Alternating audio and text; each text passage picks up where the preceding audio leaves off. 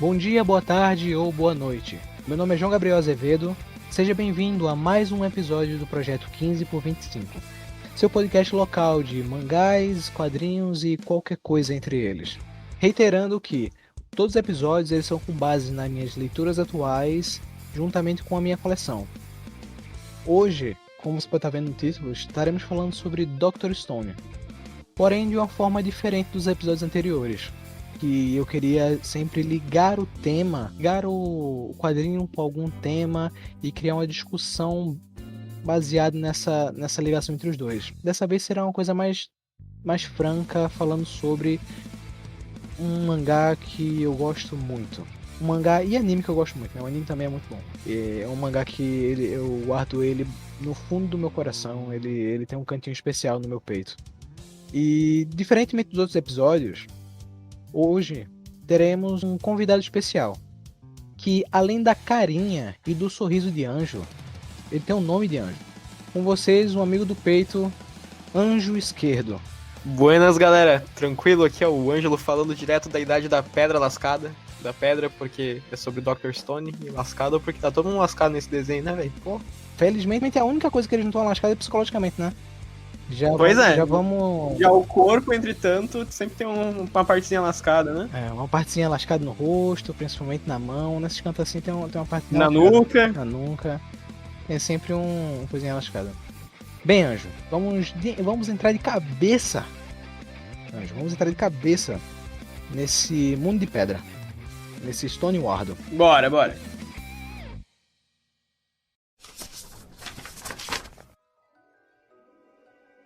Dr. Stone, escrito por Hishiro Inagaki e desenhado pelo incrível, maravilhoso Boichi. Lançado originalmente em 6 de março de 2017, na edição 14 da Weekly Shonen Jump, onde nessa edição One Piece estava no capítulo 857, durante o arco de Whirly Cake. E Anjo, Fala, mano. do que é que fala Dr. Stone? Bom, Dr. Stone nos apresenta aí no mundo onde toda a humanidade simplesmente vira pedra. Do dia pra noite, depois de um grande brilho verde, a humanidade inteira se transforma em estátuas de pedra. Bem naquela vibe Medusa, sabe?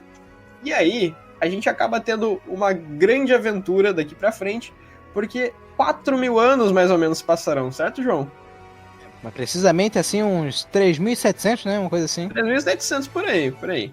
Até o dia que, por algum motivo, o nosso protagonista Senko ele acaba despertando e quebrando aquela crosta de pedra que criasse ao redor do seu corpo, né? Misteriosamente, né? Porque a pessoa vira essa pedra e aparentemente ela é uma pedra maciça, ele vira essa pedra maciça, mas quando ele vai se libertar da pedra, vira uma camada fina de pedra, né? Parece que é só uma camada externa, né? Quando na verdade, quando tu tá como estátua, é completamente. Tanto que se fosse destruído, né? Viraria pedacinhos de rocha. É uma coisa muito esquisita isso aí. Mas vamos lá, por algum motivo, o nosso protagonista Senko acaba despertando. E aí o mundo acaba tendo a grande felicidade de tê-lo acordado, porque o Senko é um grande inteligente. Ele é muito inteligente, Nossa, ele é um gênio. Ele é absurdo, ele sabe de tudo, ele é uma grande enciclopédia, né, na cabeça dele, aquelas enciclopédias vermelhas assim que deixava na prateleira, tá tudo na cabeça dele, ele sabe de tudo. Total. Eu tenho certeza que o Senko foi um dos criadores do Atlas Humano. Eu tenho certeza que em algum Atlas tem o nome do Senko escrito ali embaixo, que ele foi o criador. Mas no episódio 1, a gente vê ainda um mundo não pedrificado, né, Anjo? A gente vê as aventuras do Taijo, que é o nosso... Taijo. É o nosso protagonista falso, assim, é o que tanto no anime quanto no mangá, o primeiro episódio ele se consiste em a gente vendo a vida do Taijo, quando ele vai se declarar pra garota que ele ama, a Yuzuriha, né? Isso. Como é que é esse dia na vida dele? Como é que são os passos pra esse dia? Bom, eu acho que a primeira coisa que a gente precisa entender sobre o Taijo é que tem uma palavra que determina ele. Se o Senko é determinado com inteligência, o Taijo é determinado. A determinação é o que move o espírito do Taijo. Uhum. Então o Taijo tá tendo seu dia magnífico, onde ele decide que finalmente ele vai se declarar pra mulher que ele tanto ama. Mas antes disso, ele se depara com uma andorinha, que na tradução do mangá, no mangá no Brasil, eles colocaram como andorinha. Aparentemente, não sei se no anime eles deixam exatamente como andorinha. Eu acho que é pássaro mesmo, normal. Eu acho que era um pássaro, talvez um pombo, pássaro, né? mas eu não falo com certeza isso aí. No mangá brasileiro eles colocaram como andorinha. Aí, essa andorinha é pedrificada. E duas meninas olhando pra andorinha e falam, nossa, a andorinha pedrificada, o que aconteceu? Essa estátua tão perfeita da andorinha. Ele fala, não, aí o Taiju aparece como um grande bobão empolgado, a la Goku, né, de uau, Total. 100%. E vai lá, pega a andorinha e leva para o veterinário para dar uma olhada. O que aconteceu com essa coisa? Que ele acredita que é uma andorinha de verdade ali. Aí quando ele vai chegar lá, tá fechado. E quem ele encontra na porta do veterinário? O grande amor. Uma garota muito fofinha. Quem foi essa garota que ele encontrou? O amor da vida dele. A Yuzuriha. E com isso eles foram. E ela também estava com um passarinho pra ver no veterinário. Mas estava fechado, então ambos ficaram sem poder conferir o que tinha acontecido. E eles foram pro colégio, né? O Taiju nesse dia, ele tinha aquele grande plano de se declarar para sua amada. Então, tudo parecia estar indo perfeitamente bem. Como eu falei para vocês, o Taiju é movido por determinação. Isso é muito importante que vocês decorem, porque essa palavra é o que vai determinar ele a partir de todo o anime e o mangá. Pouco antes dele se introduzir, dele se declarar para o amor da vida dele, que ele ia se declarar na frente da pequena árvore do colégio, aquela árvore romântica, aquele point do amor de qualquer colégio, ele é introduzido o segundo protagonista dessa história, não é, Anjo?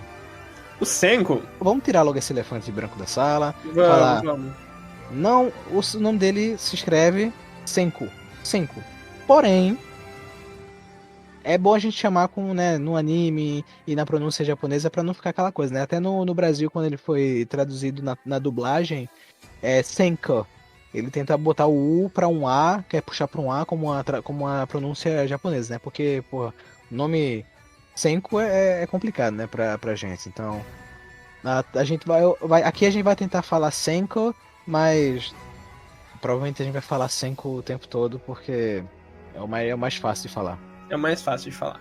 Foi quando ele vai pro laboratório. No laboratório ele fala assim, não, vou me declarar pra Yuzuriha. E quando vai se declarar, ele fala, bebe isso aqui, a poção do amor. Aí ele fala assim, não vou beber essa merda não. Aí ele joga a poção do amor fora. Aí quando o pessoal fala, oxe, o que é que tu tinha aqui? Ah, era álcool puro. Se ele tivesse bebido, ele morreria. Aí já mostra essa relação do Senko, como ele é um gênio. E ele confia muito no Taiju, né?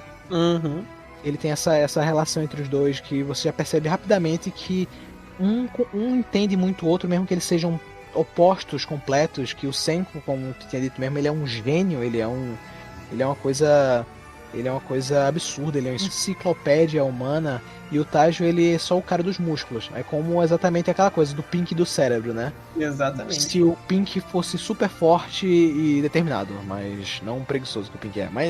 Mas nos dois em si, os dois, ele tem essa relação de sempre uma confiança mútua, de amizade, né? Uma coisa eu acho bem bonita a relação dos dois. Eu acho muito legal. Geralmente quando a gente pega aí mangás, animes que trazem algo parecido, geralmente vai ter o personagem que é inteligente se sentindo muito superior e o personagem que é forte sendo estupidamente ignorante e servindo só pra quem na porrada. Aqui a gente tem um contexto um pouco diferente. A gente sabe que o Taiju, ele é um pouco desprovido, sim, de intelecto. Ele não é tão inteligente assim.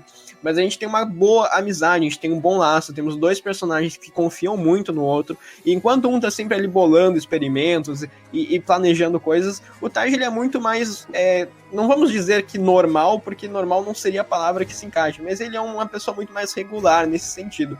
Eu acredito que ele é o mais determinado, ele é, como tu falou, né, vamos tentar usar outra palavra, mas ele é o mais, ele é mais empolgado sempre, né? Mais empolgado, bom. Mesmo que o Senko ele esteja sempre empolgado pelas suas descobertas, principalmente quando ele tá fazendo, mas o Taiju, ele é realmente o que, eu não sei, ele dá uma empolgação, né, pro Senko, né?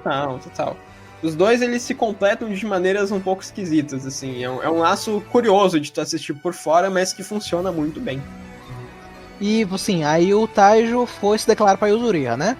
Quase morrendo, bebendo álcool, mas foi se declarar pra Yuzuriha. Bom, qual é o grande medo de toda pessoa no momento da declaração? ser rejeitado. 2, ser atingido por um raio verde que vai fazer com que toda a humanidade vire pedra. O Taiju bem que não gostaria que nenhum dos dois acontecesse, mas infelizmente aconteceu. Todo mundo virou pedra. O que acontece depois? Ele virou pedra, acabou o anime. Sobre leitinho, assim. Não. O mundo continua existindo. Apenas as pessoas viram estátuas, né? A gente vai ter aí o tempo se passando. Nós vamos ver como todo o mundo que a gente conhece deixa de existir. A gente vai percebendo que chuvas muito fortes vão acontecendo e aos poucos os prédios vão ficando cada vez mais degradados e os prédios vão se destruindo e as estátuas vão sendo movidas de lugares e o mundo vai se transformando. A gente vai ver aí um cenário meio The Last of Us, né? A gente vai ter muitas árvores enormes. Afinal, a gente tá falando de um período aí de 3.700 anos. Então a gente vai ter uma transformação muito grande. A natureza tá se curando, né? A natureza tá se curando da grande praga que é a humanidade, né? Nós vamos perceber, então, que ao longo desse tempo, muitas coisas vão acontecer. Mas eu só queria que vocês entendessem, pessoal, que enquanto o mundo se transforma, a mente do nosso protagonista se mantém acordada. Então ele também está se transformando, mas não são tantas transformações assim. Quer falar um pouquinho sobre a determinação do Taiju? Como qualquer apaixonado, qualquer pessoa que tem uma quedinha por alguém, uma cremosa, uma quedinha pela cremosa, o Taiju ele foi muito determinado, mais do que qualquer um, né? Ele foi mais determinado. Ele tinha aquele tipo, não, vou precisar me declarar pra ela, preciso me declarar pra ela. E mesmo virando pedra, ele não esquecia desse objetivo, de se declarar pra cremosa. Tanto eu tenho certeza, senhor telespectador, que você conhece alguma pessoa que fez assim algo muito grandioso para conquistar o coração da amada. Você, telespectador, pode ser esse alguém. Entretanto, qualquer esforço que você tenha visto alguém fazer, ou qualquer esforço que você tenha feito, não chegará nem perto do esforço que o Taiju fez. Ele ficou 3.700 anos, dia e noite, sem descansar, sem dormir, apenas pensando que ele precisava sair daquela pedra para poder se declarar para sua amada Yuzuriha. Nossa, como é o nome? Yuzuriha. E quando um tempo depois, ele, né, quando passou esses 3.700 anos, ele acorda. A pedra se desfaz e ele acorda como se ele renascesse. E agora com uma marca muito legal da testa, né? Total, nossa. Eu queria muito mais aquelas marquinhas, mano. Aquilo nossa, ali é muito da hora. É muito da hora. Aquilo fazer uma tatuagem disso aí. Total. E quando ele acorda, misteriosamente, ele se vê numa caverna, se vê pelado, principalmente pelado, num com a mão no bolso, e numa caverna. Porque ele não sabe onde foi, que o corpo dele aparentemente chegou lá por meio das chuvas torrenciais que inundaram o Japão e por aí vai.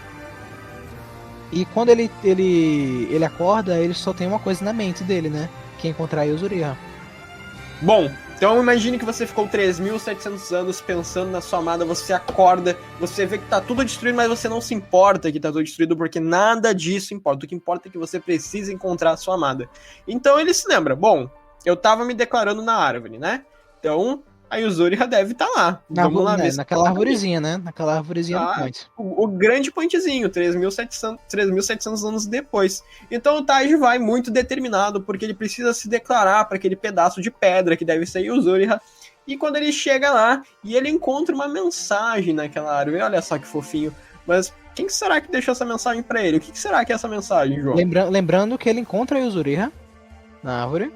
A árvore, exatamente. Ele encontra a árvore. E a árvore, ela tá gigante, né? Ela tá, tipo, passou um tempão, e o Taiju ainda não sabe quanto tempo passou. E ela tá enorme, tá uma árvore de centenas de anos, centenas de milhares de anos, assim. E nessa árvore, ele encontra a Yuzuriha abraçada pelas raízes da árvore. E muito amor. E o Taiju até fala, obrigado, árvore, por você proteger minha amada. É muito gado. É muito gado. Mas, nessa árvore ele encontra os escritos em hiragana, katakana, escrito desce o rio aí, grandão. E quem chamava ele de grandão, Anjo? Bom, as pessoas mais baixas que ele, Sim. mas principalmente o Sim, Senko. com certeza. E ele seguiu a ordem. E o que é que ele achou lá embaixo? Bom, definitivamente não foram as pessoas mais baixas que ele, mas sim o Senko. Estranhamente, o Senko também estava despertado. Nesse mundo de pedra que não tinha nenhum ser humano vivo, somente pedras. E Anjo, quando eles se encontram, qual é a explicação pro Senko ter ficado acordado? Bom, olha só que incrível, né? E quando a gente tem aí um personagem mega determinado que se manteve acordado na força do amor porque precisava encontrar sua amada, o Sengo ele ficou acordado ao longo desse tempo contando os segundos. Então a gente consegue ver exatamente aquele contraste que havíamos comentado entre os protagonistas. Primeiro a gente tem um personagem mega determinado, que faz tudo na força da emoção, e um personagem mega centrado, inteligente, fazendo tudo na força da mente. Então o Senko ele ficou acordado este tempo todo, contando cada segundo. Cada segundo que se passava ele estava contabilizando na sua própria mente. E aí ele mostra, a explicação do Senko mostra como é que funcionava. Era tipo, a pessoa tava contando, ele contava o tempo para se manter são e ia apagando, né? A mente ia apagando, querendo apagar, naturalmente. Porque as pessoas que a mente apaga, ela não tem ela não consegue ter essa facilidade para acordar, né? Que os dois, eles só tiveram essa facilidade para acordar, diferente das outras pessoas do mundo, por causa que eles se mantiveram acordados, né? Eles se mantiveram. A mente continuou trabalhando, né? Com certeza. Mas, João, me diz uma coisa aí. Será que essa vontade de ficar acordado é a única coisa que precisa para alguém despertar? Não, Anjo, não é somente a determinação que conta, não. Aparentemente, tanto o Senko quanto o Taijo, eles acordaram por conta de um líquido misterioso. Um líquido misterioso seria suco de groselha? Ah, quase. Quase. Que tal suco de maracujá? Passou perto. Na verdade, é caquinha de morcego. Caquinha de morcego, que delícia! E estranhamente, entre os dois, o Senko foi o primeiro a acordar.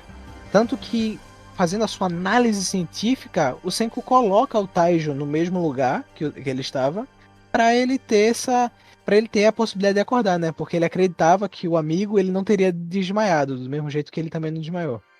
E a partir daí, com o reencontro dos melhores amigos, o Senko, o cérebro, e o Taijo, os músculos, o Senko traz o seu objetivo, que é reviver toda a humanidade e entender o que tinha acontecido nessa explosão verde. Mas, João, isso é impossível. É impossível que uma pessoa consiga restaurar toda a humanidade. Uma pessoa normal jamais conseguiria isso, né? Ele não é uma pessoa normal. Ele é, como tô dizendo, o nome dele é Senko, pô. Ele não tem o que contestar, ele já é diferenciado. O design de Dr. Stone como um todo, ele é bem diferenciado, porque, embora a gente esteja falando de um anime que tenha no seu espírito ser um anime shonen, a gente tem um ritmo muito diferente nele, mas os gráficos, a maneira como os personagens são desenhados, a gente vê bem aquele exagero, né, de um desenho shonen, então a gente vai ter desenhos de músculos do Tai, a gente vai ter os cabelos bem levantados, com um estilo meio Goku, né, então a gente tem aí uma mescla entre um shonen um pouco mais leve, só que com os desenhos bem exagerados nesse sentido, e é muito interessante ver isso. É bom, né? É bom descrever mais o Taijo e o Senko. O Taijo ele é bem mais genérico, assim, entre aspas, mas ele é um garoto com sobrancelhas espetadas e cabelo marrom, assim, pra cima, um cabelo curto, mas ele todo pra cima, todo como se fosse uma explosão, assim. E o Senko, ele é mais magrinho, ele é mais esguio, um cabelo realmente com as cores de um alho poró, aquele do Farfetch, sabe? Do Pokémon Completamente. Farfetch. Ele praticamente tem esse negócio com duas mechas em cima de um dos olhos, assim, cortando. Você pode procurar no Google também. Ele lembra um pouco o Goku, como o Goku do Saiyajin, como a gente falou. E é muito perceptível porque o Boichi, ele tem um traço muito único. A gente pode até falar mais adepto assim depois sobre esse negócio do Boichi, os prós e contras, né, desse negócio do Boichi. Mas um pouco mais pra frente. Mas voltando assim, a gente tem a relação dos dois E começa, né, a crescer e eles começam a fazer as coisas, começam a fazer invenções que você não conseguiria imaginar que um mundo de pedra conseguiria fazer. Porque, como a gente viu, né, Anjo, o mundo foi resetado agora. Resetado. A gente tem aí alguns animais, a gente tem leões, temos macacos, mas a humanidade como um todo ela está completamente petrificada. Então a gente viu aí a natureza tomando, né, aquilo que lhe pertencia, e agora a gente não tem mais a força humana aplicando as suas construções acerca dela. Mas a gente vai ter o Sengoku e o Taijo aí tentando reconstruir um pouquinho daquela humanidade aos poucos. É muito legal porque nesse momento a gente vai percebendo que Dr. Stone ele começa a ser tipo um anime de Minecraft, né? Porque não tem nada e eles têm que começar a coletar recursos, começar a construir as coisas. Não, eu gosto muito do negócio do leão que tu falou, que meu Deus, tem leão no Japão? Não, naturalmente não teria, né? Mas a explicação é tipo, não, foi o leão que fugiu do zoológico e eles procriaram e agora no Japão tem leão. Exatamente. Quem não gostou, culpe Charles Darwin, né? Ele que foi lá e fez a teoria da evolução. Então, se você não gostou... É loucura, né? Os leões e os animais, né, eles não estão tão diferentes assim. Eu esperava que aparecessem umas evoluçõezinhas assim de bichos mais radioativos, né? Geralmente quando a gente vê esse negócio de ter uns time skip aí muito longo, a gente pensa que vai ter uns bichos mais esquisitos. Mas não. A gente sabe só pra pontuar, a gente sabe do tempo que passou, porque, né, como a gente falou antes, o Senko contou os segundos que passou, ele contou os segundos, transformou em minuto, transformou em hora, transformou em dia, transformou o dia em semana, em mês, em semana, em ano, e achou os 3.000 anos aí. Só pontuando isso, que é fantástico. Ele pensava, ele filosofava, era incrível que ele pensava, ele contava, ao mesmo tempo que ele pensava, ele dividia os lugares do cérebro assim. Às vezes a pessoa fica meio surpresa porque vê ele coletando as coisas e, sei lá, conseguindo fazer vinho, né? Mas, poxa, vinho não é nada perto da habilidade que ele teve de contar os segundos e transformar, assim, no tempo de 3.700 anos. É muito louco sim. Bom, João, mas vamos lá, vamos pensar aqui um pouquinho. O Senko, ele acordou porque tinha aquele extrato das fezes do morcego que fez com que ele acabasse rachando aquela camada de pedra que tinha ao redor do seu corpo. Foi essa mesma camada, inclusive, que ele utilizou para trazer o Taijo de volta. Então a gente tem uma pessoa que quer retomar a humanidade, tá começando a construir algumas coisas aí na Idade das Pedras, né? Mas essa pessoa também quer trazer as pessoas de volta. E ele já sabe qual que é o ingrediente-chave para fazer isso. Então o que ele vai começar a fazer agora? Ele vai começar a reunir recursos para começar a construir algumas coisas e elaborar alguma espécie de fórmula que ele possa aplicar nas outras pessoas e trazer de volta. E isso acaba sendo muito importante, porque conforme os perigos vão aumentando, mais pessoas são necessárias serem revividas. Correto, João? Corretíssimo, Anjo. A gente vê quando a gente chega quando o Taijo chega, porque o Taijo ele é muito a nossa visão, né? A gente tá na posição dele para se apresentar essas novidades. Tanto que o Senko, quando eles se reencontram, o Senko mostra uma casinha cheia de andorinhas petrificadas, e ele fazendo testes e mais testes para ver se ele consegue despedificar, e com o passar do tempo eles conseguem entender como é que funciona essa fórmula. E só precisava de alguns materiais que eles conseguem achar facilmente, né? Com os músculos com a inteligência do Senko e os músculos do Taijo. O caos de Dr. Stone começa quando a gente começa a se questionar sobre quem deve ser revivido. É muito interessante você pensar que você pode reviver qualquer pessoa no começo, porque você tem ali a fórmula consigo. Mas o que acontece se você reviver, por algum motivo, a pessoa errada? Logo no começo. Se o azar batesse na sua porta e a primeira pessoa que você revive é a pessoa mais incorreta para que seja feito isso. Difícil, porque o acordo que o Senko e o Taijo tinham no começo é que, não, a gente vai fazer isso para reviver primeiramente a Yuzuriha, para assim você poder se declarar para ela e a vida seguir a partir daí. Porque, né, são dois homens, não tem como repovoar a humanidade com dois homens, né? E aí, quando eles iam reviver a Yuzuriha, eles tiveram confusão com leões, e para se protegerem, eles fazem o que, Anjo? Eles acabam jogando o Elixir da Ressurreição. Nossa, esse é um nome horrível. É uma poção da vida também. A poção da vida na primeira figura que eles veem, que Nossa, por muita sorte é uma figura mega musculosa, que é ninguém mais, ninguém menos que Tsukasa, o maior primata do ensino médio, o homem que com seus músculos é capaz de derrotar um único leão. Inclusive, o título, né, de um maior primata do ensino médio não é um título que ele mesmo se deu, é um título que as pessoas passam pra ele, é um título que ele recebe devido aos seus músculos, à sua força. É um título marketável, né? De questão dele ser famoso, né? É o título que ele é conhecido no geral, assim. Exatamente. E aí a gente acaba chegando naquele pequeno conflito que eu trouxe agora há pouco, João. O que acontece se a primeira pessoa que você ressuscita é a pessoa mais incorreta para ser ressuscitada? Nesse sentido, a gente acaba conhecendo a pessoa que promete ser o maior protetor de Senko e Taijo e os ajudar a repovoar, então, a nossa humanidade. Mas os conflitos chegam logo em seguida. Um homem fortíssimo e super inteligente. Ele pode ser chamado do primata do ensino médio, mas de primata ele só tem a força, porque o cérebro dele ele é tão culto e inteligente quanto o Senko. Ele é quase tão culto e inteligente quanto o Senko, assim, na questão de estratégias, na questão de raciocínio, porque a discussão inicial de Dr. Stone é: devemos reviver todas as pessoas da humanidade ou somente os jovens, a nova geração, e para recriar o mundo, né? Para aquela coisa da geração anterior vir trazer a poluição, trazer a corrupção e a geração nova ser uma geração zerada, né? Mais pura, né? Uma geração que esteja mais disposta a fazer com que a Terra funcione melhor do que funcionava antigamente. A gente tem esse conflito de visões entre o Senko e o Tsukasa e é muito interessante a gente ver isso aí logo no começo.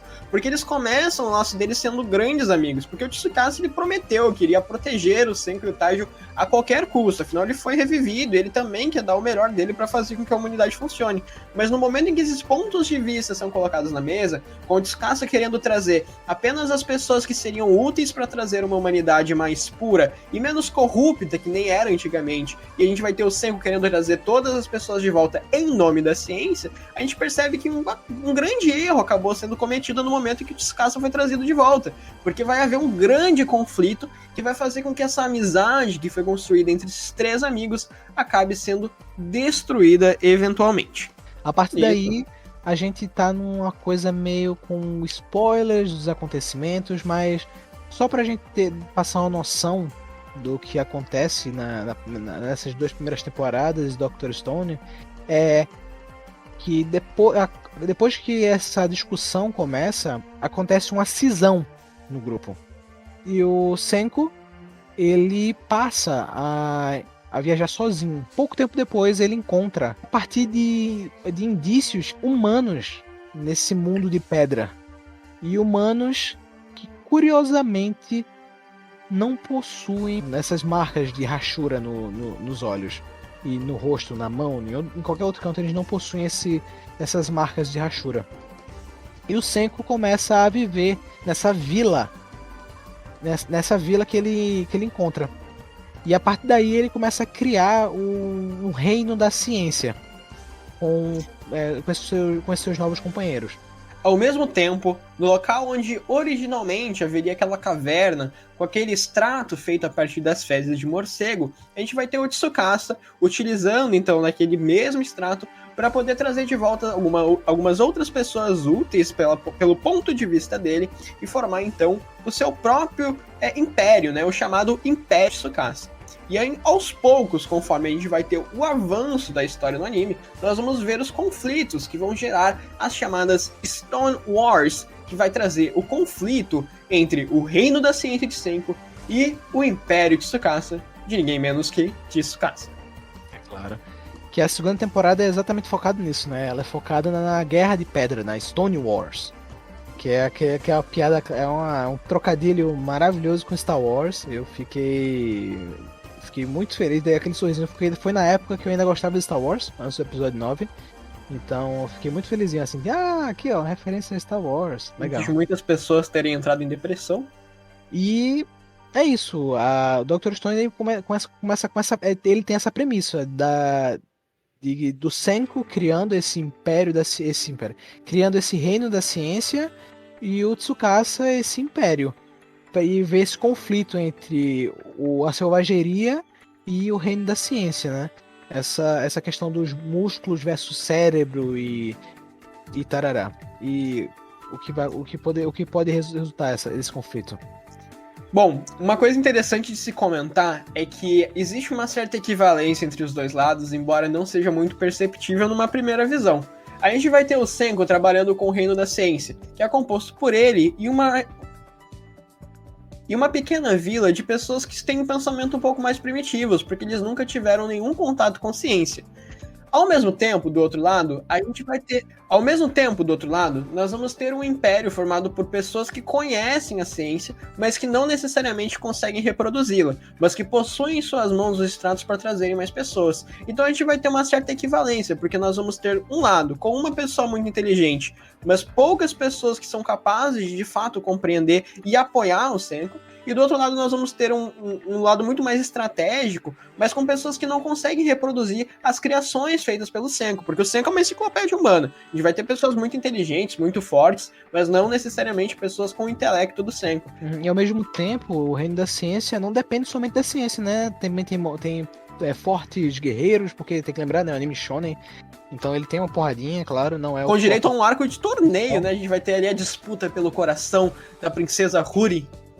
Sim, claro. E a gente vai vendo o Senko crescer, né, na vila, ele convencendo as pessoas da vila a se juntar a ele apresentando as tecnologias, mostrando as tecnologias para essas pessoas, o lamen, a Coca-Cola e entre outros, assim, não somente comida, né, também vai mostrar Calma, deixa eu chegar numa boa, assim, numa mais primitiva, assim. Moinho, vai chegar moinho é legal. no moinho, que vai virar um motor elétrico, fornalha, que vai chegar na eletricidade, entendeu? Ele consegue fazer invenções incríveis, assim, no quesito de... ele tá num ponto zero da história e ele tá avançando cada vez mais para chegar aonde estamos hoje. E é interessante porque, analisando o Dr. Stone por cima, sem falar muito a fundo para não trazer muitos spoilers para o pessoal que está assistindo, mas a gente consegue compreender que Dr. Stone traz, em sua essência, a ideia de passar ao longo dos séculos da humanidade dentro desse momento que se chama, né, a Era da Pedra. Então a gente vai ter aí, dentro da Era da Pedra, a gente vai passar por algumas revoluções industriais, a gente vai passar pelo momento das navegações, de algumas formas, então a gente vê alguns reflexos da nossa história dentro da história de Dr. Stone.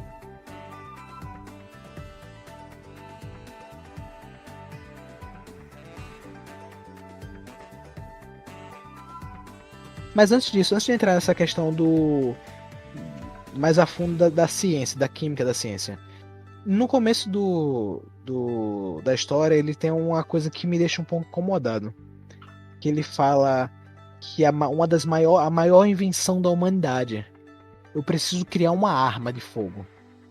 Ele fala isso no começo, porque ele precisava enfrentar um inimigo muito forte. E aí ele quer, não, vou fazer a pólvora e criar a arma. O que é que tu acha disso? Que quando ele defende que a arma de fogo é uma das maiores invenções da humanidade. Olha, eu acho que o fogo é de fato uma das maiores revoluções da humanidade, mas a arma de fogo é uma coisinha um pouco mais complexa de se pensar, né? Uhum. Na verdade, eu nunca tinha pensado sobre isso, eu tô pensando agora. É porque ele traz essa discussão, ele traz essa pequena coisinha de fazer o posicionamento dele, né? De tipo, não, é uma das maiores invenções. Eu acredito que ele trazer essa arma de fogo é uma coisa perigosa, né? De qualquer jeito, ele querer trazer uma invenção que poderia ser esquecida, né?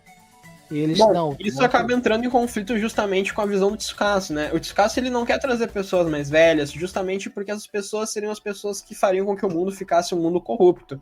E aí, existem alguns frames ao longo desse anime, né? Que a gente acaba vendo, inclusive, ele falar sobre tanques de guerra e outras armas letais. Que justamente ele não queria trazer pessoas que pudessem vir a desenvolver esse tipo de mecanismo, porque eram justamente os mecanismos que faziam com que o mundo antigamente fosse tão cruel. Então, o Senko querer pegar pólvora e fazer armas vai diretamente contra a visão do Tsukasa, né? Ele não quer nada daquele mundo antigo. Ele até aceita alguns tipos de invenções, mas apenas para sobrevivência, não necessariamente para algo letal ou danoso, que nem uma arma de fogo, né? Tanto quando a gente vê o Império Tsukasa, é um império bem humilde, né? Um império bem Bem primitivo. primitivo, né? Ele é bem. Primitivo. Pessoas lá, elas entendem da tecnologia, mas eles não fazem isso lá, né? O Tsukasa, ele Eles. não é contra necessariamente o uso de tecnologia, ele até tem algumas invenções bem básicas, bem primitivas, que ele se permite utilizar. O que ele realmente é contra é um avanço tecnológico que leve o mundo a ser o que era antes. Ele quer trazer esse inventor de volta, mas para um mundo novo, né? Não aquela mesma coisa que a gente vivenciava antes. Usando a violência para ter um lugar sem violência, né? Vamos dizer Exatamente. O grande problema na visão de mundo de Tsukasa é que, embora ele tenha esse ideal legal de, nossa, vamos fazer um mundo novo, um mundo limpo, um mundo que não traga essas coisas que a gente tinha antes, ao mesmo tempo que ele pensa isso, ele acaba destruindo status de pessoas que poderiam vir a trazer o mundo antigo de volta. Então, ao mesmo tempo que a gente tem um líder com um ideal interessante, ele está simplesmente assassinando pessoas, né? Porque quando você quebra uma estátua, você está impossibilitando essa pessoa de voltar à vida. Então, a gente vê aquela necessidade do Senko de fazer revoluções tecnológicas para recuperar a caverna e poder trazer todo mundo de volta, acaba tendo uma certa urgência. Porque quanto mais tempo o Tsukasa tem naquela caverna, mais pessoas com seus ideais ele vai conseguir trazer, e mais pessoas que não atendem aos seus ideais ele vai conseguir eliminar. Então a gente vê uma certa urgência nessa guerra entre eles, né?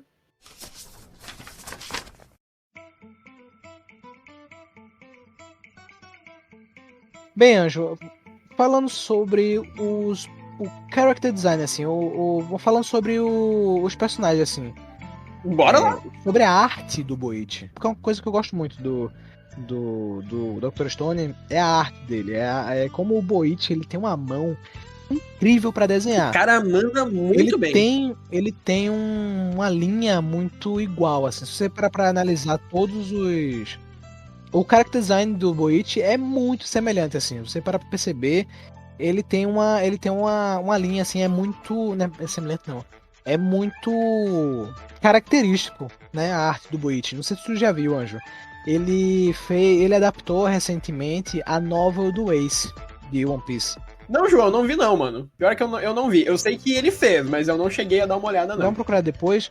Tanto que o Ace e o Senko, eles apareceram naquela Shonen Jump especial que aparecia todos os desenhos, os personagens das séries da Shonen Jump com personagens de One Piece desenhada pelo autor, né? Não sei se tu chegou a ver esse grande compilado que teve. Foi a capa da Shonen Jump que lançou o capítulo 99 né, 999 e 1000 de One Piece. E lá tem o Senko com o Ace. E é muito perceptível, porque o Boichi ele fez duas obras relativamente famosas, além do Dr. Stone. É uma que eu não... a primeira é Origin, que é uma série de Android, é muito nessa questão do corpo, eu nunca li, lançou até no Brasil, já tá lançada até no Brasil, completa já, 10 volumes, mas eu nunca li, eu só sei que é uma coisa meio desse negócio do corpo e tal, porque o Boichi ele é muito focado nisso, né, nessa coisa tal qual Michelangelo, né, de fazer um corpo esculpido, uma coisa, tá ligado? Como se fosse feita no mármore, né? E outro mangá é o Sunken Rock, que você pode ter visto quando você procura sobre Senko na internet e aparece Senko adulto. Aí é um cara super trincadaço com cabelo parecido com o do Senko. É o Ken Kitano o nome dele, se eu não me engano, né? Eu posso estar errado, mas acho que é o Ken Kitano, sim, o nome dele. Mas enfim. E o design desse personagem é muito parecido com o Senko mesmo. A gente tem aquele cabelo, né, levantadaço, aquelas mechinhas caídas. A gente não tem a textura de cores de um alho poró, mas ainda assim é muito visível que é bem parecido um personagem com o outro. Ele tem uma arte muito característica, né? E sabe um ponto dela que eu não gosto muito? Vou ser honesto aqui contigo. Acho que tu já pode perceber, já pode achar, já pode chutar assim. É o rosto feminino, assim. É uma coisa. É uma coisa que, tipo, ela não me incomoda mais hoje em dia, tanto quanto era antes, mas é aquela coisa, né? O olho da mulher, tipo, na orelha, né? Eu já não tenho tanto problema com o design de Dr. Stone em relação ao rosto feminino. O que me incomoda é a maneira como em alguns momentos são retratados o corpo feminino, né? Isso aí é uma coisa que me incomoda um pouco. Dr. Stone, ele traz uma história, assim, que é um shonen que... ele é diferente, ele não é um shonen necessariamente, assim, de magia, poder e torneios e luta. A gente tem traços característicos de shonen, mas é um pouquinho diferenciado. E nesse shonen, infelizmente, temos alguns momentos, assim, muito forçados e desnecessários de ecchi, né? Isso aí é uma coisa que me incomoda muito em Dr. Stone. Tem cenas...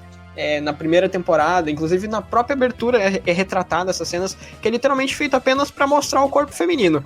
Na segunda temporada tem uma cena que claramente faz a alusão com gravidez e outras coisas que chega a ser perturbador, sabe? É um pouco incômodo de perceber que Dr. Stone traz isso aí. É engraçado, com o passar do tempo, eu percebo que ele foi diminuindo isso. No começo ele tinha mais isso, na questão principalmente da Koharu, que é uma personagem que aparece na vila onde o Senku vai. E ele tinha mais essa coisa, tanto na Koharu quanto a Huri, ele tinha mais essa coisa no corpo. Tanto que no anime eles suavizaram bastante isso.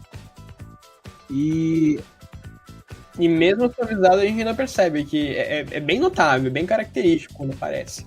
É uma coisa boa que diminua isso com o tempo, né? Mas infelizmente é ruim que isso exista. E esse é um mal dos animes em geral, infelizmente. É o mal da indústria, né? É o mal da indústria, exatamente. Infelizmente, isso aí a gente acaba percebendo não apenas em Dr. Stone, mas na maior parte das publicações que existem hoje, e que já existem desde muitos outros anos atrás. Mas eu vejo realmente, esse é um grande problema do Dr. Stone, mas eu quero passar aquele pano legal, assim, porque, sei lá, eu sinto que ele, com o passar do tempo, ele começa a perceber isso e começa a não querer focar tanto, porque, né, tem várias outras coisas acontecendo e ele não foca tanto nisso, nessa questão do corpo feminino. Tem momentos que não é aquele ecchi tipo To Love Who ou One Piece, sabe? É uma coisa mais contida. Uhum. É uma coisa que existe em certos pontos, assim, é um pico muito alto, mas é um pico que acontece raramente, assim, nesse. Tu também vê assim? Eu não posso falar assim em relação ao futuro, porque na verdade eu parei apenas ali na parte das guerras de pedra, né? Mas eu vejo que existem obras que realmente acabam trazendo muito mais explicitamente. Mas realmente eu ainda considero problemático, porque para mim existe uma diferença entre trazer traços de sensualidade em personagens e traços de sexualizar esses personagens. Eu acho que tem não sei se é compreensível, mas pra mim existe uma diferença de tu fazer com que um personagem soe mais atrativo e algo que simplesmente pegue o corpo do personagem, tu grude as partes mais íntimas na câmera, no frame, sabe? Eu entendo que Dr. Stone até traga um pouco menos isso em relação de outras obras que eu conheço, mas ainda percebo muito presente. Você percebe muito bem isso na questão do corpo masculino versus o corpo feminino, né? Porque ambas as coisas, você pensa, não, pô, aqui ó, tá mostrando o corpo sarado do Tsukasa, ele é muito gostoso, mas o problema é que ele é feito exatamente da visão masculina, né? É um anime que ele é muito de admiração, você vê o corpo masculino muito na coisa da admiração e não de sensual, assim, na maioria das vezes na questão no masculino, né? Você vê uma coisa de desejo, né? De, poxa, uma meta, uma coisa assim. Não uma coisa realmente atrativo, né? Eu acho. Não é feito pra ser sexualizado, é uma coisa mais ou menos pro pessoal que tá assistindo olhar e tipo, nossa, esse é o ideal, sabe? O ponto que eu gostaria de buscar, algo do gênero. É diferente do corpo feminino retratado, que não é questão de ideal, não. Até pode ser o ideal dele, né? Da ideia japonês, padrão que é colocado, mas na verdade os corpos são jogados na tela de maneira assim. Bom, não fugiu o adjetivo agora, peraí. De maneira explícita. Esse realmente é o maior problema da obra em geral, mas confia em mim quando eu falo que vai diminuindo com o tempo, ok? Até no lugar onde eu tô tá num low assim de tipo, dá pra passar. Eu sou uma pessoa que se incomoda muito com esse tipo de coisa e eu consigo passar tranquilamente pro Dr. Stone.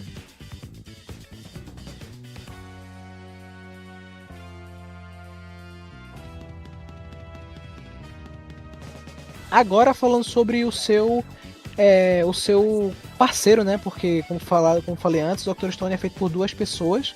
O Boichi na arte e o roteiro é do... O roteiro e a questão do autor, assim, é o Hichiro Inagaki.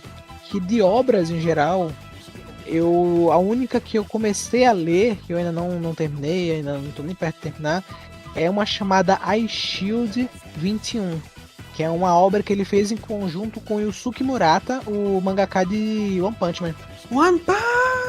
Que ele refez, né? One Punch Man, né? O One é o mangaka de One Punch Man. E o remake de One Punch Man é feito pelo Murata. O iShield 21 é de futebol americano, né? É bem legal, Vicente. Eu tava lendo esses dias e é bem legal. Você percebe, porque eu gosto muito da escrita de Dr. Stone em geral. E você percebe como você sente o autor nas 2 obras, tá ligado? Uhum. Eu acho que tá faltando em Dr. Stone reviver uma galera aí de um time de futebol pra fazer umas partidinhas aí. Tem que ter entretenimento também, né? Poderia, né? Não pode ser só guerra. Tem que ter um joguinho, fute e um churrasco no fim de semana. E é incrível, né? O bicho se juntou com 2 mangakas ferrados, assim, o Murata de Ice Shield e o Boichi, né? É uma coisa assim, é um bicho que dá uma cagada legal, né? E o resultado foi mega agradável, né? A gente tem essa obra que hoje em dia tá fazendo mega sucesso. Uma obra recente, né? Que vem apenas de 2017 pra cá, mas que já tem proporções, assim, de ter um anime que é mundialmente conhecido, mundialmente assistido, e que tá com promessas aí de mais temporadas pro futuro. Vai ter uma temporada agora, né? Em 2022. A terceira temporada Tá que vai terminar o que seria a temporada normalmente, né? Por causa da pandemia que estamos. Então a temporada teve que ser cortada em 2. A primeira temporada traz aí seus 18 ou 19 episódios, eu não lembro muito 24, bem. né? Foram 24 no total? Nossa. Eu sei que essa segunda, em si, foram apenas 11, então realmente foi, assim, uma redução muito grande em função da pandemia, em função da temporada também. Então, eu imagino que essa nova temporada que tem por vir, na verdade, é uma continuação, uma agregação à temporada que já existe, né? Um outro ponto muito interessante, falando de Dr. Stone, é que Dr. Stone, como mencionado, é tipo um anime de Minecraft. Você vai ter aí protagonistas fazendo coletas de recursos naturais e começando a unir eles e fazendo invenções e novas estruturas. Só que a gente tem que ver um ponto muito interessante, que é a aproximação de Dr. Stone com a realidade. Ao longo dos episódios, Senko e seus amigos, enquanto estão produzindo as obras, eles passam as receitas do que estão fazendo, juntando materiais primitivos encontrados na natureza e produzindo essas invenções tecnológicas. E parece muito simples para a pessoa que está assistindo em casa ver aquela receita e pensar, nossa, então eu só preciso fazer isso? A ponto de que essa simplicidade que a gente vê, às vezes parece até mesmo fantasiosa. Então a gente traz aquela dúvida: Dr. Stone é fiel à ciência que apresenta ou Dr. Stone é apenas uma obra fictícia? O que tu acha sobre isso, João? Uma coisa que eu vejo sobre essa questão é exatamente que ele de vez em quando ele traz essa coisa da ciência. Quando é uma coisa fácil de fazer, eles até na história mesmo eles explicam, eles falam, como é que eu faço uma Coca-Cola, por exemplo. Aí eles explica como é que faz uma Coca-Cola e você, se você quiser fazer em casa, você faz. O que isso gera é um conteúdo que me fisgou muito, Anjo. Eu achei isso uma coisa muito atrativa quando eu assisti, porque eu não tinha visto nenhuma outra série que utilizava ciência, que utilizava química, que mostrava recursos naturais sendo utilizados e a união disso tudo para formar coisas. Então, a partir do lamen, né? Como é que a gente faz um lamen na Idade das Pedras? Como é que a gente faz Coca-Cola na Idade das Pedras? Como é que eu posso, não sei, fazer um moinho na Idade das Pedras? E a gente vê as coisas que precisam. Como é que eu faço um remédio na Idade das Pedras? E a gente vendo as receitas que são passadas e a união dessas coisas é muito interessante. Isso me fisgou total. Eu achei muito atrativo. Eu, por exemplo, quando eu tava vendo... Na época que eu comecei a ver Dr. Stone, e a parte eu comecei a cair... Eu caí num buraco no YouTube, que é o buraco do Dr. Stone, a ciência do Dr. Stone, né? Que é ele trazendo cientistas para comentar se aquelas ações eram reais ou não, se dava para fazer ou não. Até Mythbusters, tá ligado? Aquela série que tem no Discovery Channel, que isso aqui dá pra fazer na vida real. E nossa, tem umas coisas assim que é surpreendente como a gente consegue fazer. É surpreendente. Ela fala, que a menina até fala assim, tipo, e a gente não, dá pra fazer, eu já fiz isso, tarará. Tanto que eu caí nesse buraco de confirmação desse pessoal querendo ver se era real ou não. Eu caí no buraco que, como é que faz a sua Coca-Cola baseada no Dr. Stone? Como é que faz o lamen baseado no Dr. Stone? Por isso que na parte de comida, eu caí assim de cabeça na parte de comida feita pelas pessoas. E, Ângelo, eu te recomendo bastante se tu não viu esses vídeos. Olha, é incrível, João. Assim, a quantidade de pessoas que acabaram utilizando de Dr. Stone para produzir conteúdo é incrível. A gente vai ter professores universitários, a gente vai ter químicos, a gente vai ter cientistas, a gente vai ter pessoas que fazem muitas invenções, e todas as pessoas reagindo e falando basicamente a mesma resposta para aquela dúvida que eu trouxe. É possível, então, as coisas de Dr. Stone serem aplicadas na vida real? E a verdade é, bom, se fosse 100% cientificamente preciso, né?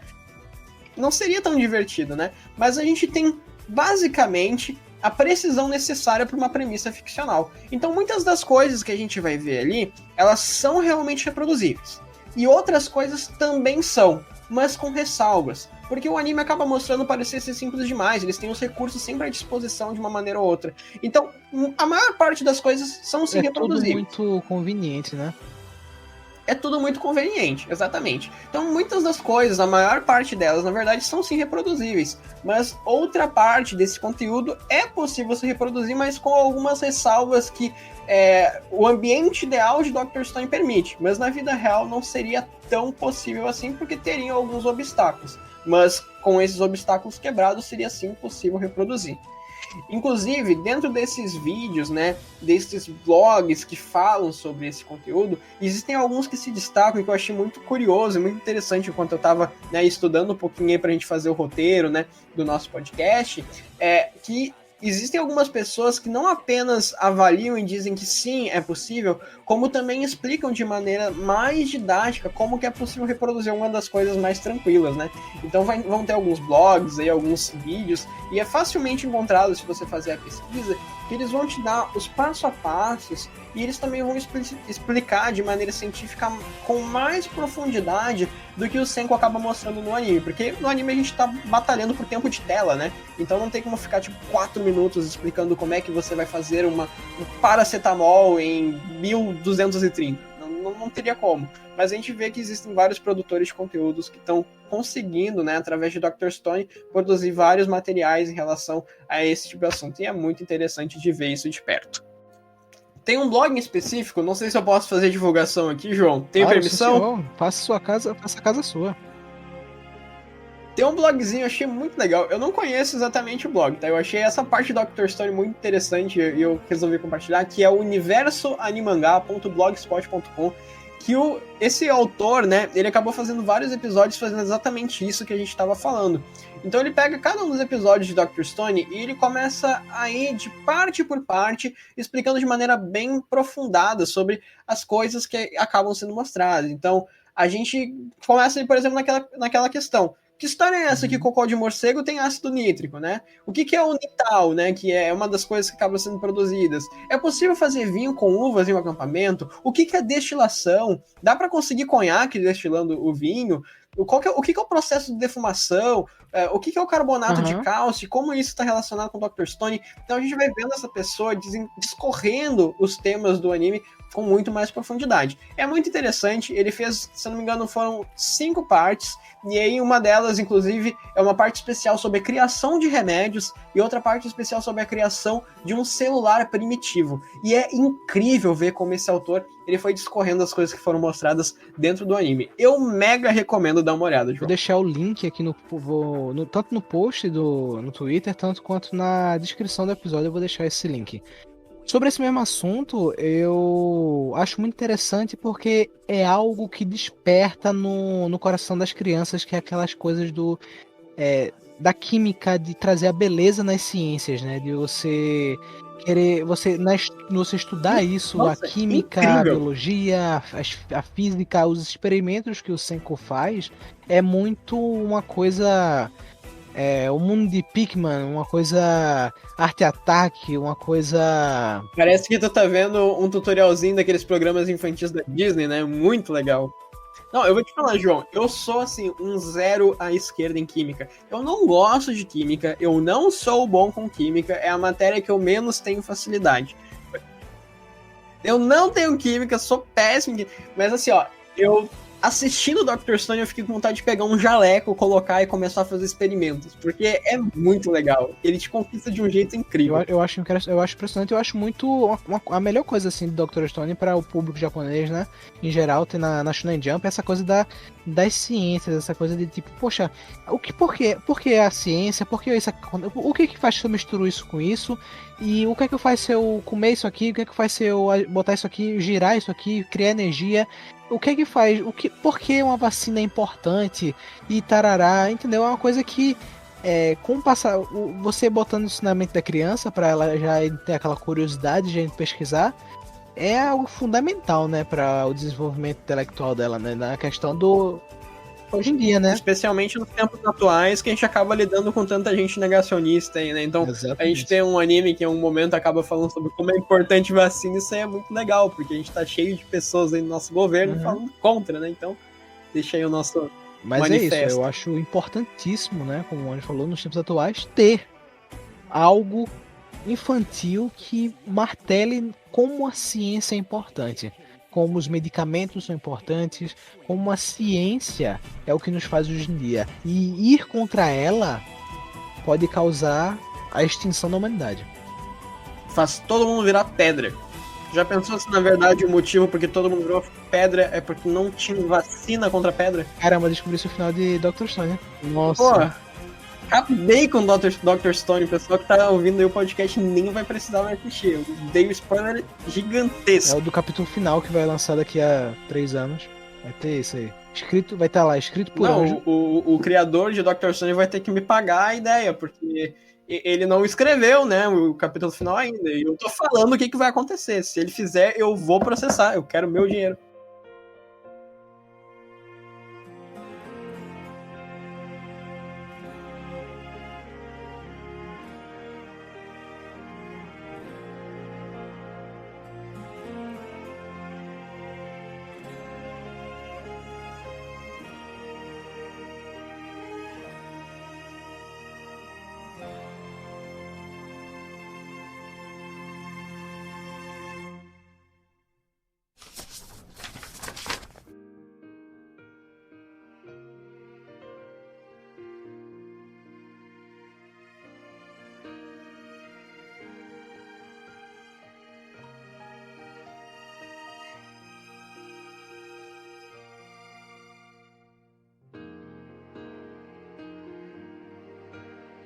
Como o Anjo somente viu a adaptação, eu gostaria de discutir mais sobre a questão da qualidade do anime.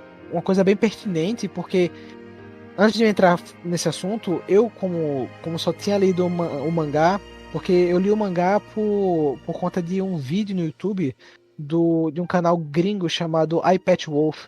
Eu acompanho esse canal há anos e uma vez ele falou assim, o estado da Shonen Jump. E aí ele falava que tinha esse mangá novo de um pessoal que da pedra e tarará e tarará. Ele explicava a sinopse que a gente explicou e me deixou empolgado, assim, cara, que legal, eu quero muito ler, eu quero muito saber mais sobre. E quando o mangá lançou no Brasil, eu fui seco nele, entendeu? Eu já não quero, vou fazer a coleção dessa obra. E eu não me arrependo até hoje, assim, o mangá ele é muito bom, ele é muito bem quadrinizado, a arte do Boichi é incrível. No anime eles conseguiram fazer uma adaptação, mas a arte original nossa, o detalhe de tudo é fantástico, lindo, é lindo. Anjo, eu recomendo tu procurar, ouvinte, eu recomendo você procurar também isso na internet, a arte do Boichi, se você só viu o anime. E eu acho impressionante, a quadrinização, os diálogos são muito bons, a tradução brasileira é muito boa, às vezes eles botam uns memezinhos assim, uma vez que o Kaseki, que é o artesão da vila, ele tira a camisa assim, é revelado que ele é trincadaço, aparece tipo um brrr do Bambam, assim, na época eu ri muito, ri bastante. Incrível, nossa, o conceito do personagem que é tipo um velhinho que tá sempre quase mancando de tão velhinho, mas aí ele acha uma coisa incrível pra se construir, ele fica bombadaço, dá aquelas explosões. Isso tem muito em Dr. Stone. Tanto no mangá como na animação, existem essas tiradas incríveis que são muito características de anime shonen, né? As explosões, as feições exageradas, as carinhas engraçadas, né? Às vezes aparece o Mecha Senko, né? Que é uma versão robótica do Senko enquanto ele tá passando uma explicação. Então é muito legal, muito bonito. É maravilhosa as expressões que o Boichi faz. É uma coisa fora de série, assim, porque ele sabe muito bem trabalhar a musculatura, né? Como a gente já falou, ele sabe trabalhar muito bem a musculatura. Então as expressões são fantásticas, super exageradas, super detalhadas, é bem legal. Mas falando sobre no anime, a adaptação em anime, eu vou lhe dizer que uma pessoa que leu o mangá e viu o anime, eu acho a adaptação em anime melhor que a do mangá. Eu acho que eles conseguiram melhorar o mangá, entendeu? E isso significa muita coisa, porque o mangá já é muito bom, hein? Eu não tô falando no quesito do traço, porque no mangá, no anime claramente vai oscilar, né? Porém, a trilha sonora, a dublagem japonesa, tanto a japonesa quanto a brasileira também é muito boa. Quero reiterar logo aqui que a dublagem brasileira é muito boa mesmo, assim. Eu vi pouco dublado, mas eu tô querendo assistir depois a dublagem completa, assim. Mas a japonesa é fantástica, a trilha sonora é fantástica, a animação é muito boa. E como a gente tá falando sobre anime, vamos falar sobre a primeira coisa que a gente vê, né? A abertura. O que é que você acha das aberturas? Nossa, as aberturas de Dr. Stone são incríveis. Eu tenho esse costume de procurar no YouTube, assim, playlist abertura de anime. Às vezes aparecem uns animes que eu nunca ouvi falar, que eu não assisto, mas eu gosto muito da música. E eu lembro de, antes de assistir Dr. Stone, de ter procurado tipo, esse tipo de playlist e ter me deparado com as aberturas de Dr. Stone. E isso foi uma das coisas, inclusive, que me chamou a atenção a assistir o anime, porque as aberturas são tão boas. A música é muito boa e a animação da abertura é muito boa e combina tão bem. E existem, assim, alguns paralelos, enquanto está passando a abertura, entre o Senku e o Tsukasa, e alguns easter eggs no fundo, tipo, aparece um dos personagens no fundo, na época que, antes da petrificação, né?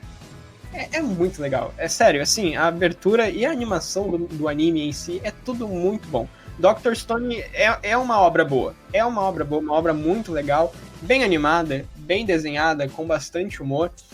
Divertida, né? Divertida, é uma coisa light, uma coisa que tranquiliza a pessoa num tempo difícil que a gente tá passando.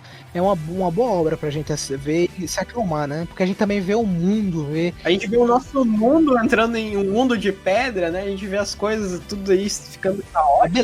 A beleza do nosso mundo que a gente não consegue ver hoje em dia, né? Preso dentro de casa. Olha, eu sei que eu consumi a segunda temporada em um dia. Eu comecei a ver de manhã, eu fiquei até de noite assistindo, de tão legal que foi. 11 episódios ela, né? 11 episódios, é bem curtinho de assistir.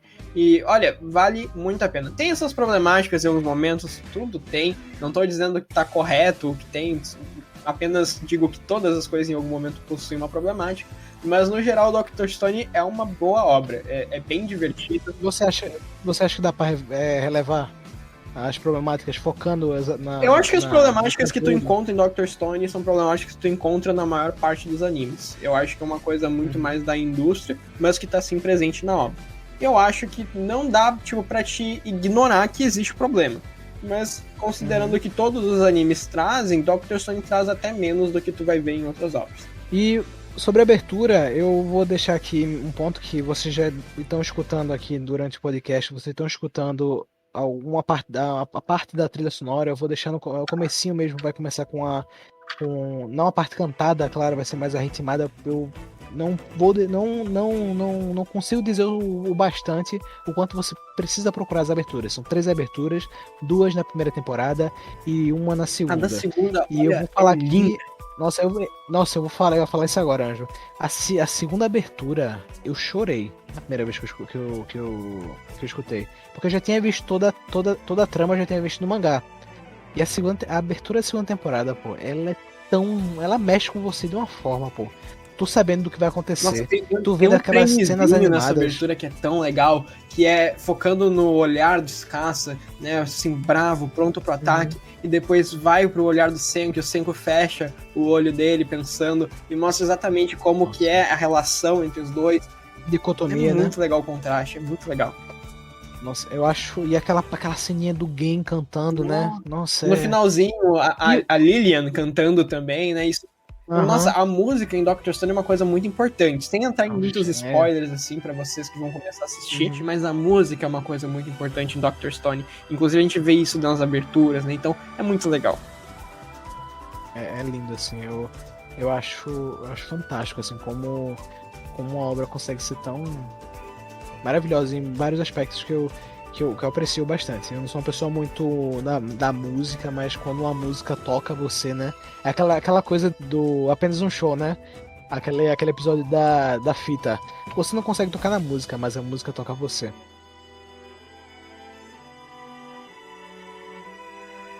Agora, pergunta séria, Anjo. Lança. Qual é o Best Boy / Best Girl de Dr. Stone?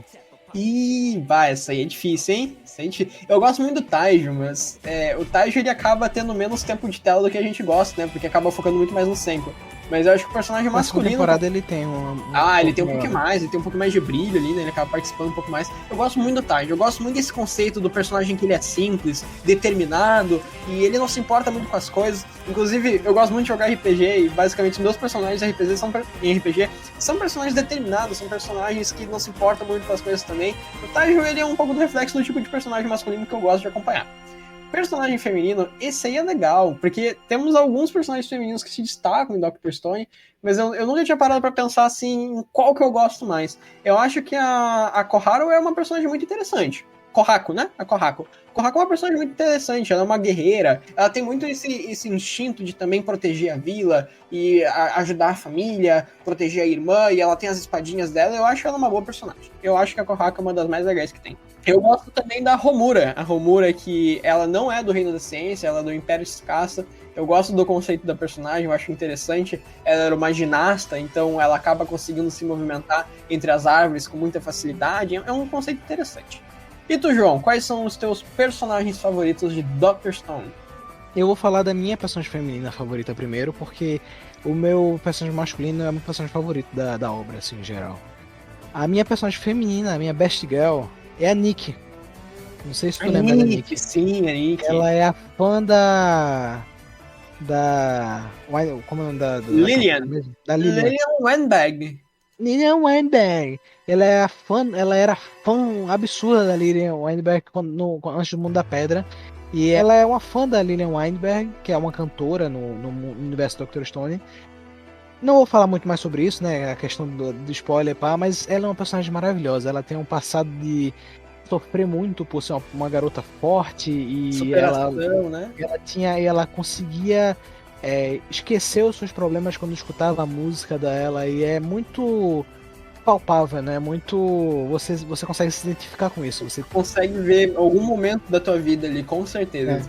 E eu só quero muito proteger ela, ela é um amor, assim, eu olho pra ela, eu gosto muito de personagens femininas fortes, assim, tanto fortes fisicamente quanto psicologicamente, e eu acho ela um amor, assim, eu gosto muito dela. Eu acho que eu sei qual é o teu personagem masculino favorito. Eu tenho assim, a sensação que sei.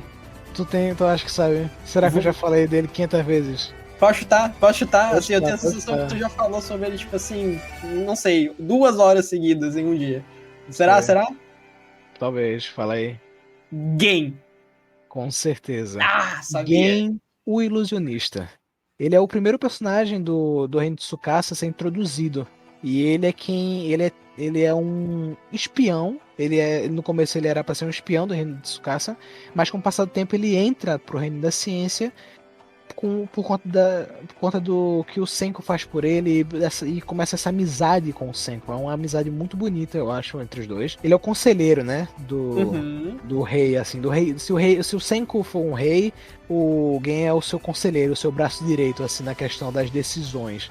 Fiel mentor, né, o aliado que dá opiniões, é incrível. Nossa, ele é incrível, ele é ardiloso, ele é inteligente, ele é um livro cômico maravilhoso, assim, eu rio sempre com ele, e ele tem uma coisa séria com ele que é fantástico, assim. Eu sempre quando ele vai falar uma coisa séria, eu gosto de prestar atenção, eu gosto de tipo, não, me explica o que tá acontecendo, o que é que você acha sobre isso? Porque ele tem opiniões que são muito pertinentes, né, em geral, para o rumo das decisões que vão acontecendo na história. E com o passar do tempo ele só vai criando mais importância. E João, deixa eu te perguntar, se tu tivesse Se tu tivesse que puxar um terceiro personagem favorito aí pra te falar, quem é que tu escolheria?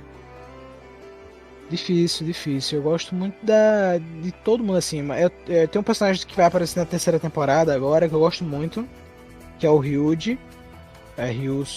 Eu nunca vi falar o nome dele, então ele ainda vai aparecer. Mas das temporadas assim, em geral, eu gosto muito do casting original, assim, eu gosto muito do grupo original, que é o Tsukasa, o Senko, a Yuri. Zuriha. Eu adoro esse pessoal, eu gosto muito deles. Sempre quando eles aparecem, eu acho fantástico, assim, todos eles, assim. Eu acho que o Dr. Stone tem um núcleo de coadjuvantes que é muito relevante, são personagens muito legais, muito característicos, e em algum momento a gente acaba vendo um pouquinho de quem eles eram antes, então a gente acaba vendo ali alguns personagens na segunda temporada que são introduzidos, que eles são parte do Império de Tsukasa, mas é impossível que tu não crie uma certa empatia por eles e pela história deles, porque eles são muito interessantes. Então, eu não digo que seria, tipo assim, um terceiro favorito meu, mas eu gostei muito do personagem do Okio, na segunda temporada, né, que é o... Ele tem uma audição incrível, ele costumava ficar num submarino, ouvindo ondas de sonar, né, não sei se é assim que se fala, mas... O arqueiro, assim, né? Isso, o arqueiro, ele é muito legal, muito interessante. E tem um outro personagem que... Esse aí eu não gostei tanto, eu acho que ele não foi feito pra ser gostado, mas ele é muito aleatório esse na obra, que é o Yo. O Yo, ele cai de paraquedas na obra, ele é muito engraçadinho, assim, também. O policial, né? O cara policial. O policial, esse mesmo. Ele é um personagem curioso. Ele é curioso, no mínimo. Ele é curioso. Pra dizer o mínimo. Do Reino da Ciência, eu gosto do núcleo também do Reino da Ciência. Meu personagem favorito do Reino da Ciência é o Kaseki, o velhinho. O Kaseki? Eu acho ele... Nossa, eu adoro ele. Tem umas cenas assim no futuro que é maravilhosa, assim, que eu rio muito com ele. Do Reino da Ciência eu gosto mais do Chrome. E o Chrome eu é ótimo também. Eu adoro irmãos, né? O Kino e o Gino, eu acho eles legais também, eu acho interessante. Eu adoro as reações dele. Eu não gosto muito do Kinro, que é o mais novo, por causa que ele não é feito pra gostar, né? Eu não gosto muito do Gino. Ele não é feito pra gostar, mas ele não desce muito comigo não, assim. E com o passar do tempo ele fica ainda mais chatinho, assim. Tu fala do medroso ou do seguir regras? Kinro é o... Eita, agora... Deixa eu ver o Kinro é o de seguir regras, e o Gino é o mais medroso que tem. O Kinro, ele é ótimo, adoro ele. Aquela cena na luta do torneio é fantástica. Nossa, é muito boa. Porque a gimmick dele é que ele tá sendo afetado pela doença dos olhos embaçados, que na verdade é só... Era miopia, não era? Miopia, eu acho. É só miopia, é uma coisa besteira, assim. Era só um óculos, nessa época não tem como botar óculos, né? E o Ginro é, tipo, é só um personagem muito cansado assim. Ele é meio mineta de My Hero Academia, sabe? Uhum. Ele é meio cansado, dá uma canseira de falar com ele. Mas, sei lá, ele é um personagem que ele tem seus altos, ele tem uns altozinhos assim no futuro.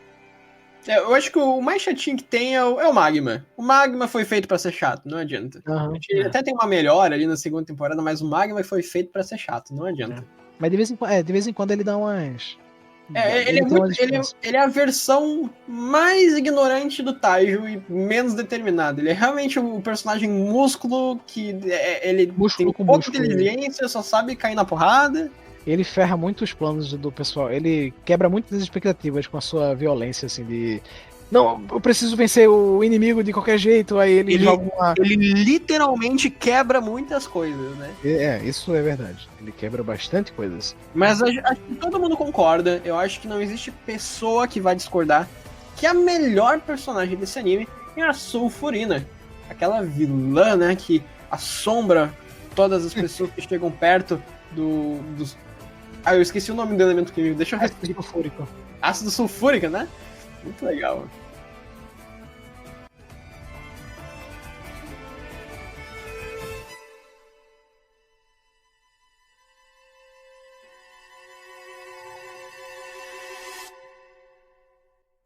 João, eu trago pra ti o questionamento. Você recomenda Dr. Stone pra uma pessoa que quer começar a assistir um anime? Difícil, porque eu, por exemplo, tenho essa ideia de Dr. Stone. Eu gosto muito do Dr. Stone, apesar dos pesares, eu adoro o Dr. Stone mesmo, assim, é uma coisa que eu sou apaixonado pela obra, em geral, assim. E eu tenho uma opinião meio bias sobre. Então, eu não recomendaria como uma primeira obra. Como uma primeira obra. Porque principalmente, eu tô falando isso pra uma pessoa, né? Nós somos do Brasil, nós temos uma visão diferente do mundo, tarará, do que os japoneses. Se fosse uma pessoa japonesa, né? Acho que seria um ótimo anime por causa daquelas que a gente falou, né? Da coisa da ciência e tarará. Como um primeiro, eu acho que nem. Acho que hoje em dia, né? Na nossa geração é muito difícil ser o primeiro anime de alguém. As pessoas hoje em dia aqui no Brasil, a gente tem muito sobre Naruto, Dragon Ball, Pokémon. Então, eu recomendo em geral, assim, como um anime pra uma pessoa que tá curiosa pra ver um anime diferente, porque Dr. Stone é um anime bem diferente do geral, porque é focado, né, na ciência e não exatamente no braço, né? Isso, ele tem traços, mas na verdade ele é muito mais sobre a ciência, sobre estratégias e avanço da humanidade do que sobre, tipo, torneios de luta, né? Até tem um Aham. arco ali, mas ele é um shonen Mas bem ele é um diferente. shonen de porrada que usa o cérebro, né? Isso é ótimo. Quando ele pega aquele tranco assim do cérebro, é fantástico, assim. As ideias que o Senko e o Chrome, que é um parceiro do Senko, do Reino da Ciência, tem, assim, você fica tipo, caraca, que incrível, pô, como é que eu não pensei nisso? O É Chrome, fantástico. inclusive, ele é a face de como a humanidade tá fadada a evoluir, né? O Chrome é aquele personagem que nunca teve nenhum contato com ciência.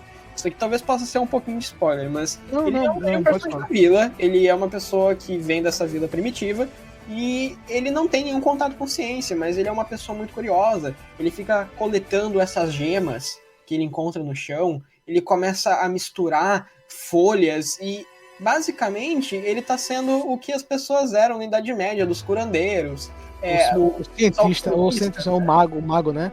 O Exatamente. feiticeiro, ele se chamava de o feiticeiro, Cianceiro, né? Depois ele é, muda pra fianceiro. cianceiro. É Ah, não muito lembro legal, disso. porque ele é a face que, mesmo que o Senko não tivesse aparecido ali e clarificado um pouco as coisas para ele, a humanidade eventualmente está fadada a evoluir. Porque as pessoas são curiosas e o que move a evolução é a curiosidade, né? É a força para evoluir. E você, Anjo? Você recomendaria Dr. Stone? Acho que não como um primeiro anime também. Eu recomendo Dr. Stone pra assistir. É um anime divertido, é um anime legal, dá uma experiência boa. É um anime que vale a pena assistir. Eu acho que vale a pena sim. Talvez não como o primeiro, porque Dr. Stone, como a gente falou, ele é um anime diferente. Ele até tem alguns traços assim num anime shonen padrão, né? Que a gente consegue ver, mas ele é diferente. Ele tem uma fórmula própria que eu não vi em nenhum outro. Então, pra quem quer começar, é mais legal pegar um geralzão mesmo, pra te entender um pouquinho mais como é que funciona o mundo dos animes. Mas se tu quer ver um anime legal pra assistir aí, Dr. Stone definitivamente é um anime pra ser assistido. De todos os animes, Dr. Stone é um anime. É mais um deles, né? Com certeza ele é mais um deles. Mais um deles que pode tocar o seu coração. Você pode não tocar Dr. Stone, mas Dr. Stone pode te tocar.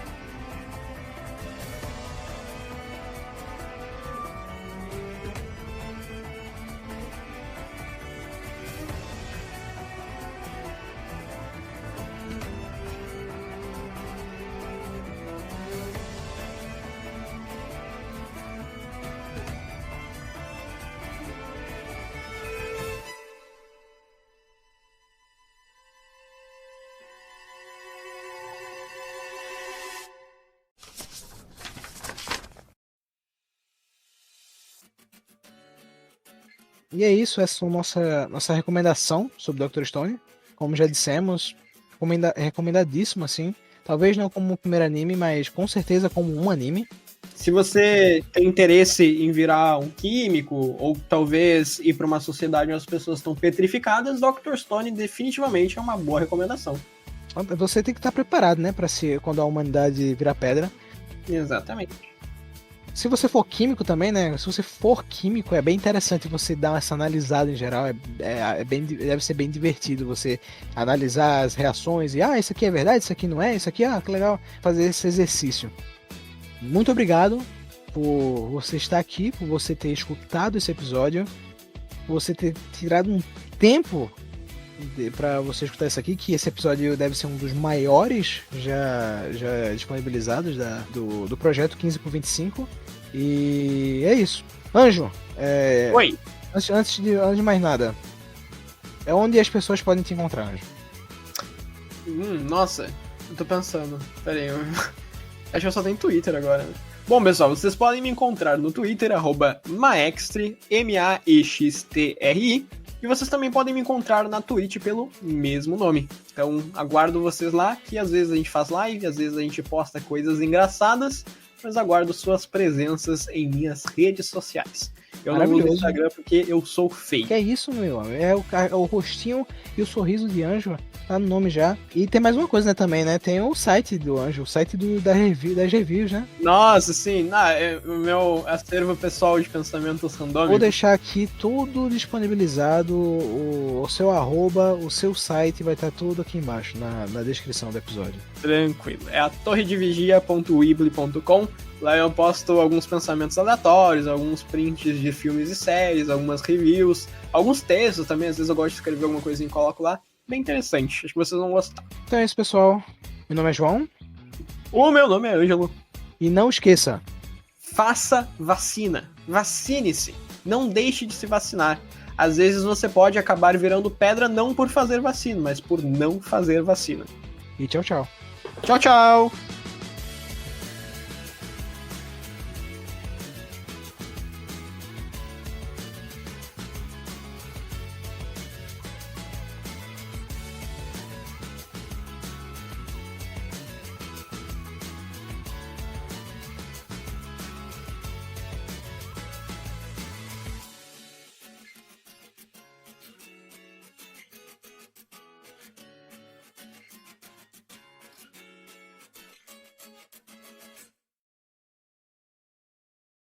Nossa, eu falei bonito agora, hein? O cara veio vindo. Até arrepiei aqui.